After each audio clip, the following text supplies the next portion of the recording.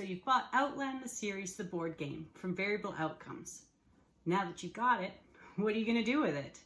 Hi, I'm Ashley. I'm the designer of this game, so I'm gonna walk you through what you're going to do with the contents of this box. So let's begin. In this video, we're gonna cover the unboxing. We are going to cover how to set up your first game, and then we'll do a walkthrough of a round so that you know how to play. So let's start with the unboxing. You're brand new from the store. Box is going to look like this, nicely sealed and wrapped. Once you get that wrap off, you are going to open your box, and the first thing you are going to see is the rule book. This is going to be very important, not only for you to reference later, but right away at the unboxing. If you turn to what's labeled as page 1, it's after the introductory information in the table of contents. This is the page that you're going to want to look at right away, just to make sure that everything that you need to play is in here.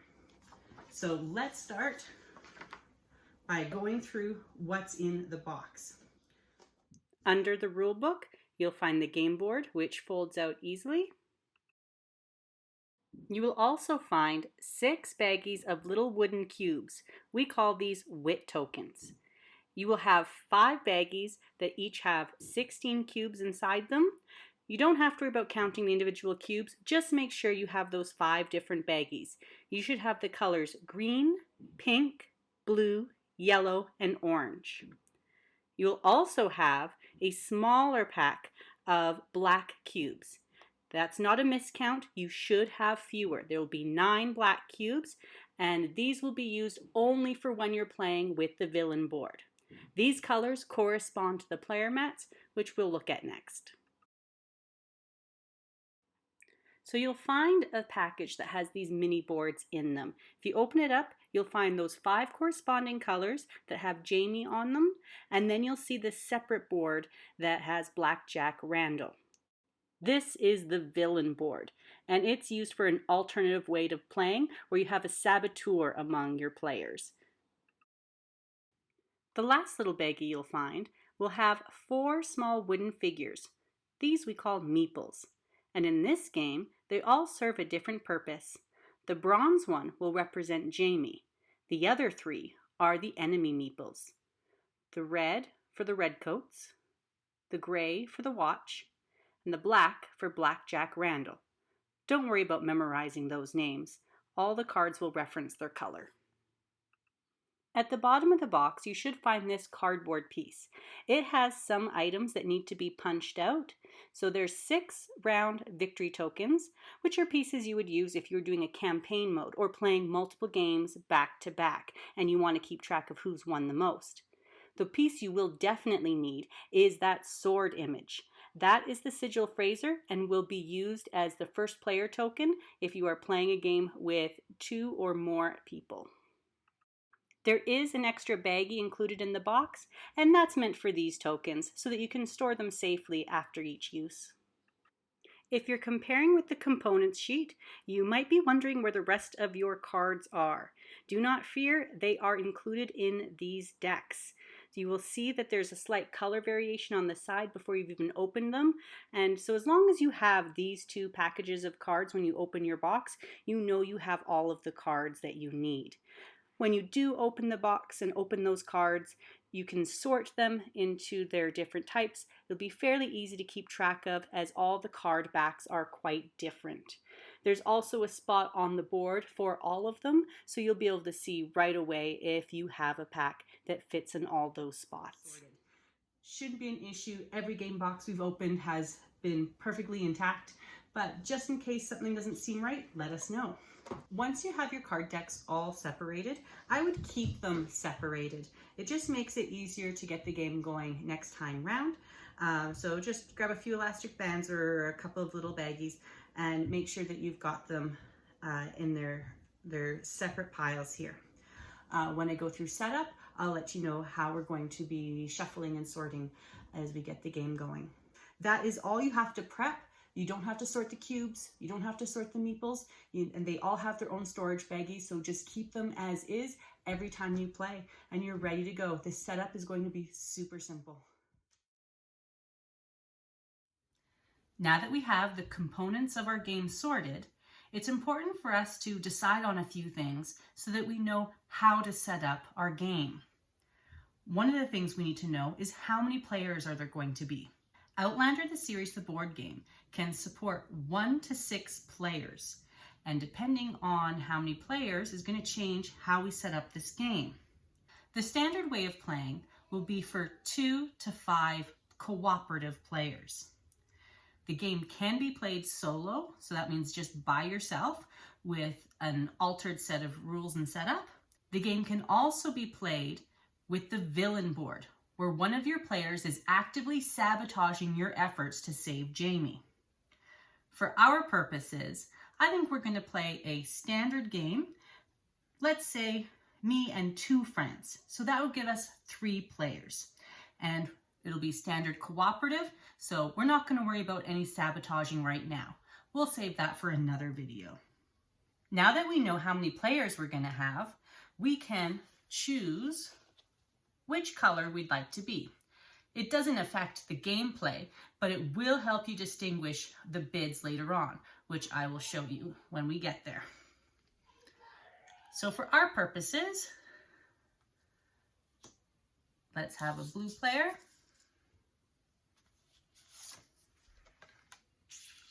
an orange player, and a pink player. Each player will be given their own little baggie of cubes. In this game, we refer to these cubes as wit tokens. For the initial setup, now that everyone has a color, their player board, and their baggie of cubes, they're going to take one of these cubes and place them on their favor tracker, which is their player board over here.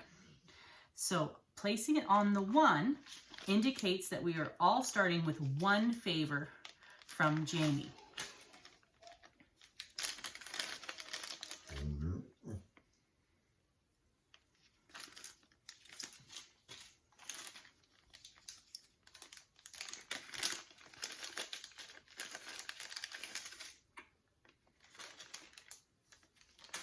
This cube will stay on the tracker and move up and down depending on where the favor level sits throughout the game. As for the rest of the wit tokens, they will be distributed based on the number of players that we have. If you check your rule book, it will outline all the different setups. For a game of 2 players, each of those players will start with 6 wit tokens in their bank. For 3 to 4 players, we will each start with 5 wit tokens in our bank. And for 5 players, they will start with 4 wit tokens in their bank. When I say bank, I mean these are the tokens that we will take out of our baggie and place on our player board. The rest of the tokens we're going to keep nice and nearby because we may gain more wit as the game continues.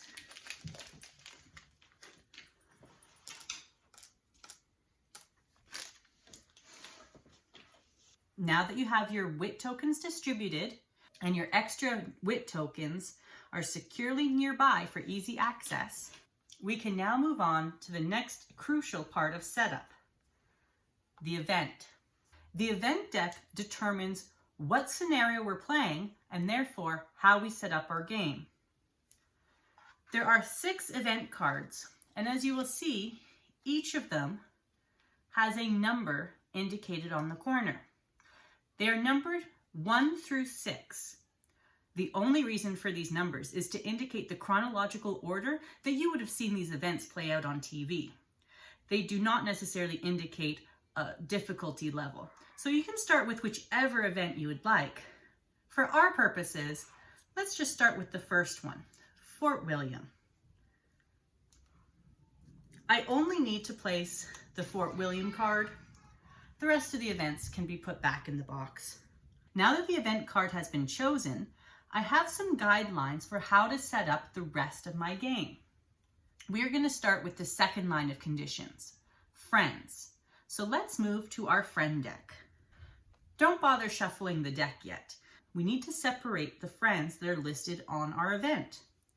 For Fort William, we need Myrta, Rupert, and Angus. So let's go through the friend deck now and make sure that we have those cards separated. There's Rupert.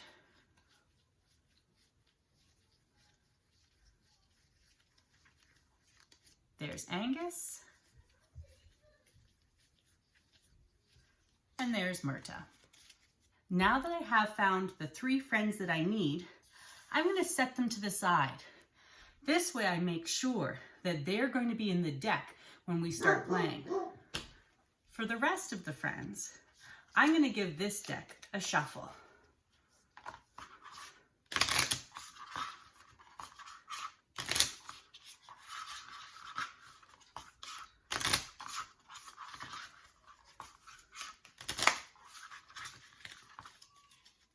Now that my deck has been shuffled, I'm going to remove 2 cards from this deck. I don't know which cards these are, but I'll find out when I start playing.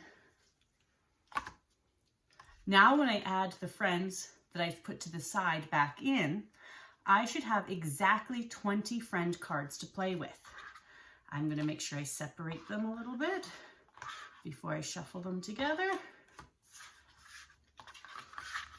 just so I have a better chance of finding them throughout the game rather than all at once.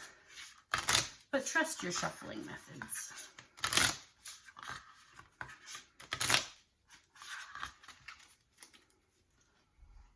All of the card slots on the board are very clearly laid out, so please put your friend deck where it says friend deck.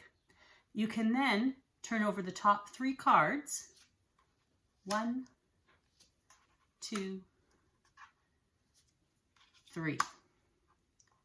These will be the friends that we're able to bid on in the first round.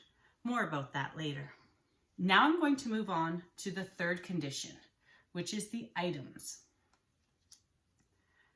For the Fort William event, the only item I need is the empty pistol. Just like the friend deck, I am now going to sort through my item deck until I find it. Please bear in mind, the empty pistol is different from just the pistol. You may also notice that there's more than one copy of a card that you need.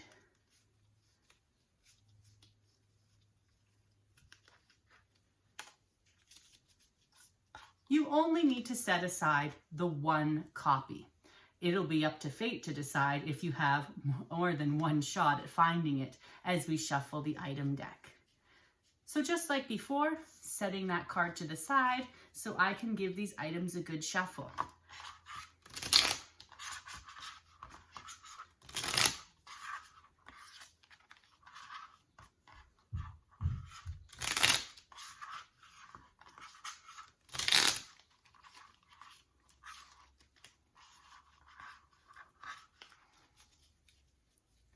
I will now be removing 10 item cards from the game.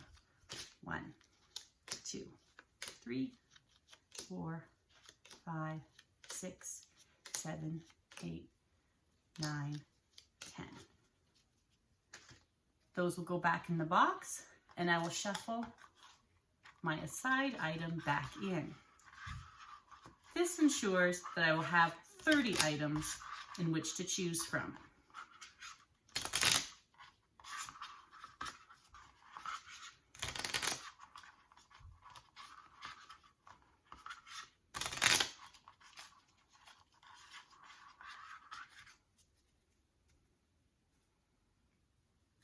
Look for the place on the board that says item deck. That's where you'll put your deck face down, and you will choose the top 3 to go face up. The next condition down on our event card is the location. I can give the entire location deck a shuffle now because we will be using all 12.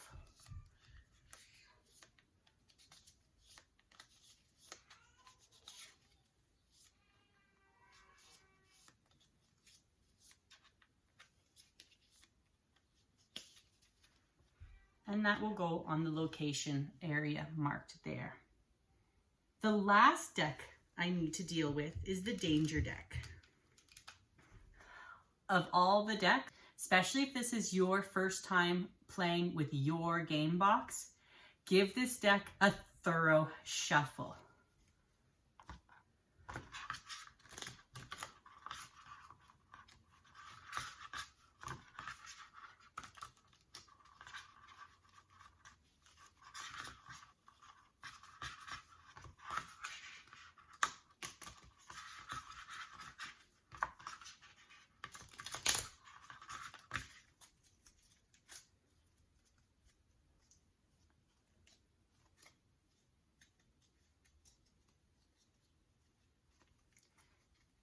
May then place the danger deck where it says danger. Those are all the cards you have to worry about. The last bit are these meeples. It's important to get to know them, especially to distinguish Jamie from his enemies. Jamie is the bronze one. You can tell he's got a metallic gleam to him that the others don't have. He is going to start on the bronze space. That is his starting spot. If ever he comes off the track, he will always start again on that space. The other three meeples we have, as you can see, also have corresponding spaces. We'll get them sorted there. So we have the Redcoats, Blackjack Randall, and the Watch. They're going to start on the inside of the track, which in this game we call being in hiding, which means we can't see them or predict where they're going to go. When they do come out, they will each go to their own colored starting spot. Red to red, gray to gray, black to black. The danger cards are illustrated, so it'll be easy to tell which one's which, even if you're not familiar with their names. And since we are playing with more than one player, we're going to use the Fraser Sigil, which is our first player token. This will get passed around at the end of each round to make sure that we have a new first player. To follow the rules of the game, the eldest player will always start. Turn order will then go clockwise. So let's start over here with our orange player. And this is how you set up your game of Outlander. Remember to consult the rulebook and always click back through the video and rewatch any section that you need. Or you can keep watching and we will play the first round of Outlander, the series, the board game. Now that we have our game board set up, we can begin play. The phases of play are listed on the board right here, but we're going to walk through them so you understand what each of these terms mean. The first item is bid. Starting with the player who has the first player token, they're going to use the wit token that they have available on the bank and decide where to spend it. Essentially, your wit is your purchase power and the board is your shopping mall.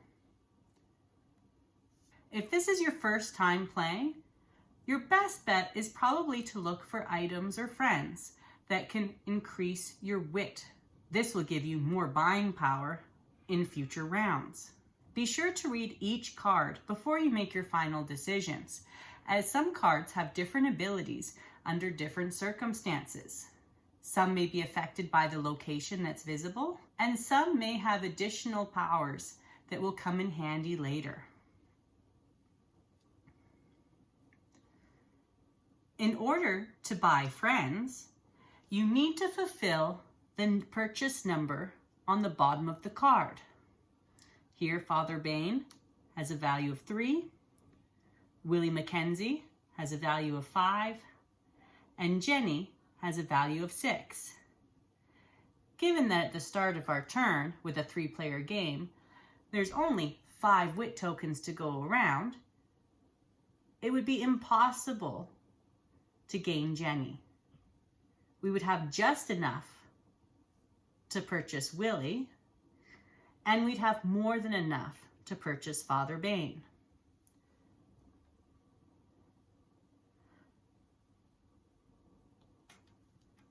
Let's put 5 tokens here on Willie. Going clockwise, the blue player's turn would be next. They will go through the same process of deciding how and where they would like to spend their tokens. Having started with all the same number, there's only 5 to choose from. So blue will put 3 here on Father Bain and use these remaining 2 to bid for an item. You will notice that here on the items, there are no set values like with friends. Here you're not bidding for one particular card. You're bidding for the right to choose your first choice of the 3 that are here, which means there is no set amount. It could be quite possible to gain your first choice card with only 1 wit token, provided that no one else has bid. But unless you're the last player to take their turn, you don't know exactly what the other players might be doing with their wit. And finally, it'll be pink player's turn. Pink is going to bid 1 wit token more on the Father Bain card and place their remaining wit here on the item deck. Knowing that Outlander the series, the board game, is both cooperative and competitive, you can choose your strategy in any way that best serves you without sabotaging the game as a whole. Now that every player has bid, we can now move on to the second phase, which is movement. It can be very tempting to want to resolve your bids right away, eager to see what you've won or to gloat about what you've stolen from other players. But we must let Jamie have his turn. Jamie will always want to move 1 space clockwise. Unless there's a card that tells him otherwise, that is exactly what he will do. In this way, Jamie is predictable. We will always know where he's trying to go. Given that this is the first round, there are no obstacles in his path. The other enemy meeples have not yet come out. But if you look at the board, you can see that he's only 3 spaces away from where an enemy could possibly emerge. In fact, on this board, he's almost always at least 3 spaces away from a possible enemy encounter. So it's very important to keep an eye on Jamie and what potential danger he could be in. Now that we've moved Jamie, we can resolve our bids. We will start at the bottom of the board and go counterclockwise, getting us closer to danger. So let's begin with the friends. We will look at the cards and the wit tokens that are on them and see which ones have been fulfilled. There are no tokens here on Jenny, so this card will remain unaffected. Orange has placed all 5 tokens here on Willie Mackenzie, so they have earned this card, which means their wit tokens can go right back into their bank to spend another time. And this card will now sit in front of them face up. You will see some cards have a gain ability, which means it's an effect that happens as soon as you receive it. Willie says, gain ability 1 favor, which means that orange can move their track up to the 2. It's very important to read all the cards on the board, as our locations can have effects. For example, we are starting in Lallybrook, and friends and items purchased while in Lallybroch have double favor value, which means instead of just gaining one new favor from Willie, Orange has actually gained 2, moving their favor track up to 3, which means at this point in time, Jamie happens to like the orange player a little bit more than the others. As much as this is a cooperative game, if you're not orange, you know that that just won't do. You want to be the one who is liked most. The next card has 2 different values on it, both of which fulfill the 3 wit requirement. In this case, the highest bid will win the card. Pink has bid 4 wit and therefore wins it. The 3 wit from blue, which has gained no card, will simply go back to them. But pink will gain the card. This one does not have a gain ability, but there's definitely effects that will come in use later. Moving counterclockwise, we go to the items. Again, there is no set amount, so we are looking at the highest bid. 2 wit tokens in this case is our highest bid, which means that the blue player gets first choice in the items they would like. There is no way to gain more than 1 item, even if you are the only player to have bid. As long as you have outbid someone, you are likely to walk away with an item. Given that we are a 3-player game at the moment, it is possible for everyone to have bid and collected an item. If you are playing with 4 or more players, there's a chance you could leave empty-handed if all other players have outbid you. Be warned though, ties are not your friend. In the event that someone had tied on their bid, those tied players remain locked in place, and therefore the next highest bidder, provided that they are not also tied with another bid, would get first choice. It is never in your interest to be tied, because that means you have less wit the next round to use. Once the highest bidder has selected their card, they may return their wit tokens, and the next highest bid will be able to collect theirs. Again, fulfill what is said on the card, whether that is gaining favor, as represented by the hearts, or wit, which is represented by the cube.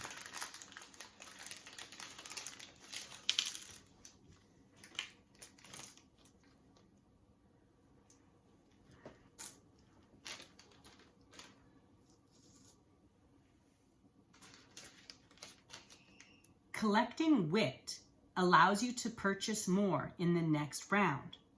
Collecting favor leads you closer to winning Jamie's heart and potentially the entire game, should you manage to keep Jamie safe while you fulfill the event. After items is the location card. Each location also has a purchase value. This purchase, however, does not sit with the player. Players may cooperatively bid on a location to try to move on to the next one. While Lallybroch has its advantages as we make purchases, it doesn't get us any closer to fulfilling our event. We need to find Fort William, and we cannot win the game until we do. Every round that we spend not fulfilling our conditions puts Jamie in potential danger. And if he's arrested, we all lose. Multiple players can contribute to a bid on a location.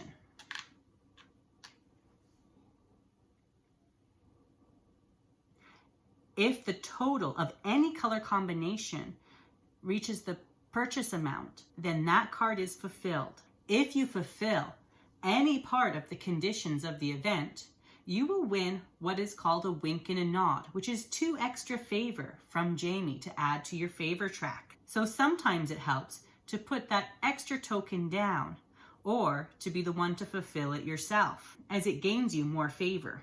Once a location card has been fulfilled, simply discard it and move on to the next. Be sure to read the print on the location card aloud so everyone is clear what the new conditions will be. The new conditions will activate right away as soon as the card is revealed.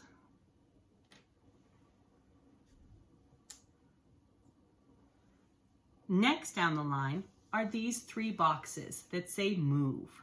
The move boxes can be very useful, but as you can see with the 5 printed on these cubes, they are also very expensive. In order to utilize a move, a combination of any color must be placed to equal 5 or more. There's no benefit to having more than 5. What the move box allows you to do during this phase, is to move a meeple any one space. During the first round of a game, there isn't much motivation to do so, given that Jamie is not facing much danger. However, if at any time he comes very close an enemy starting spot, knowing that on his next move he's bound to start on one, it may be necessary to move him out of the way, 1 space in either direction. The same could be true when facing an enemy meeple. He may need to move away from one, or perhaps you may need to move an enemy meeple away 1. It should be noted that meeples can also be placed back into hiding if they are on their starting square.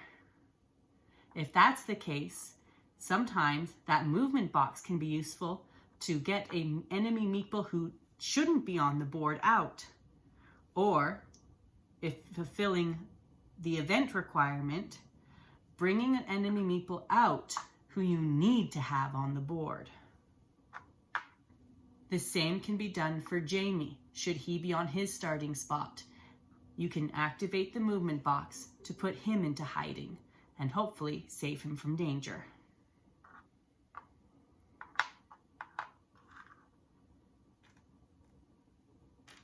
Going around counterclockwise, you will see the -1 danger box. It will work similarly to the movement boxes, given that any combination of colors can fulfill it. It requires 5 wit, and with that 5 wit, you can reduce the danger level by 1 to a maximum of 1, since for as long as Jamie's alive, he is never out of danger. For example, since we are just 1 round into the game, there isn't a significant amount of danger that he is in. If our danger level is at 1, we are not actually able to reduce that danger down to 0. The wit tokens here would be wasted. However, later on, when the danger numbers are high, that could be the difference between saving Jamie and watching him be carted off to the gallows. The danger deck will make more sense in a second when we talk about it. Brings us to the last part of the phase, the danger. There's always level 1 danger, even if Jamie himself is not on the track. So you will always be drawing at least 1 danger card. To check to see if there's more danger, you must evaluate everything that's on the board and in front of players. The danger will increase for every enemy meeple that is out on the track, which means just looking at the circle track alone, you could add 3 more danger, which would be 4 danger cards total. In the friend deck, there are some friends who are not friendly at all. Lieutenant Foster, for example, is a warrant and acts as such. Lord Thomas is also a warrant and acts as such. Warrants increase the danger level, and you will often find them in the item deck. So as you can see, with the simple luck of the draw, the danger can increase quickly. An additional danger here, and here, and here, and here. The cards alone have added 4 more danger. You'll also want to consult your location. For example, now that we are here in Wentworth, we know that we need to draw 1 more danger card as a standard. And draw 1 more danger card if red is on the board.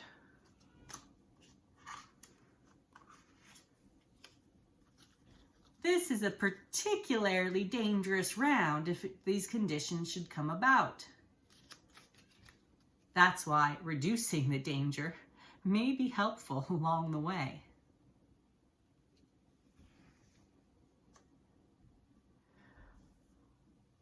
When determining the danger, it is important to draw the cards out first, because in an event where there are multiple danger cards and players are reacting to that level of danger, sometimes the components that create danger could be affected. For example, meeples being sent back into hiding, or cards being eliminated based on what your friend card's abilities may be. So let's get out of this danger zone and set it back the way it was. We don't want Jamie captured quite so quickly.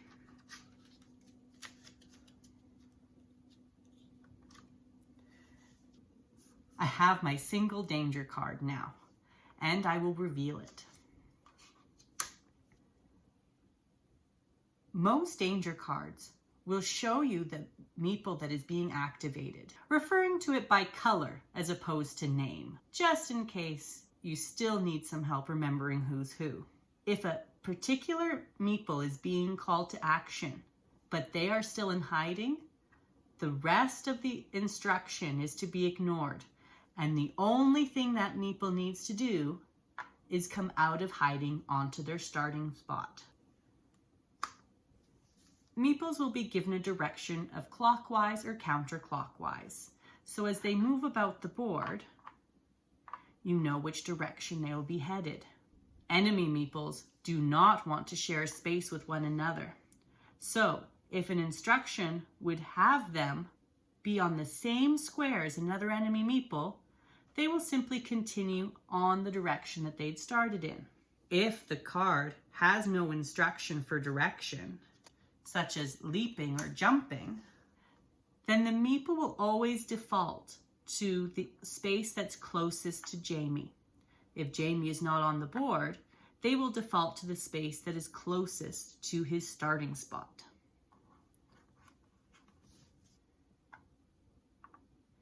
Given that in our scenario, it was only red that was called out, Jamie is so far safe from danger. If by the end of these phases, Jamie has not been captured, then we have successfully gone through our first round and can ready ourselves to reset for the next one. We do this by replenishing cards that are missing on the board,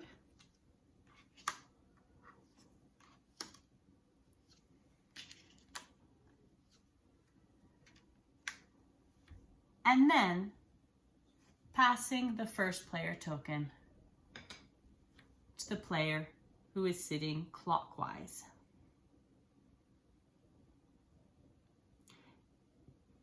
If, however, Jamie was placed on the same square as an enemy meeple,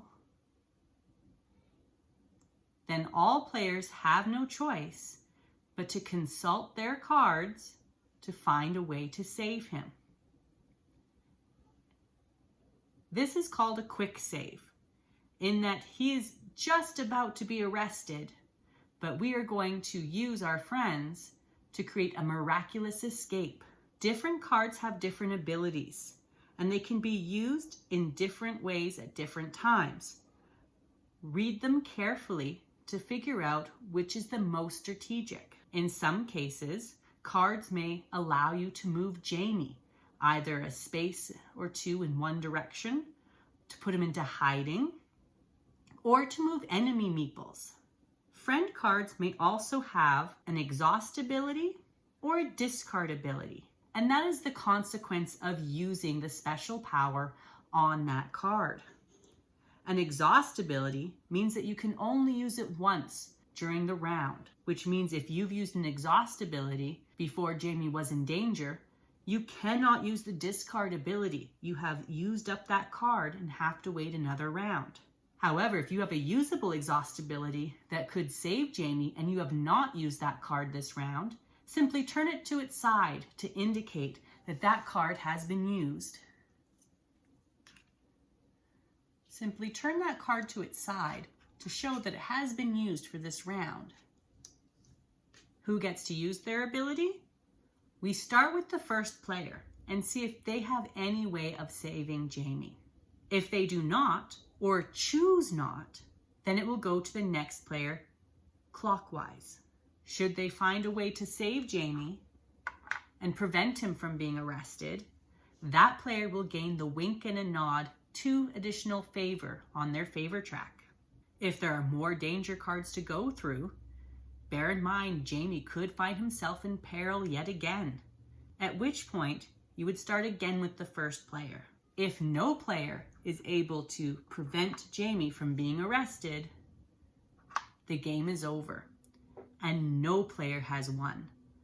The favor on your favor track is meaningless. So this brings us to the end of the unboxing, setup, and playing through a round. Please feel free to click back into the other segments if you need to revisit anything, and you can always contact Variable Outcomes or myself if you need any additional information. We hope to have other videos available for you soon. In the meantime, enjoy your game.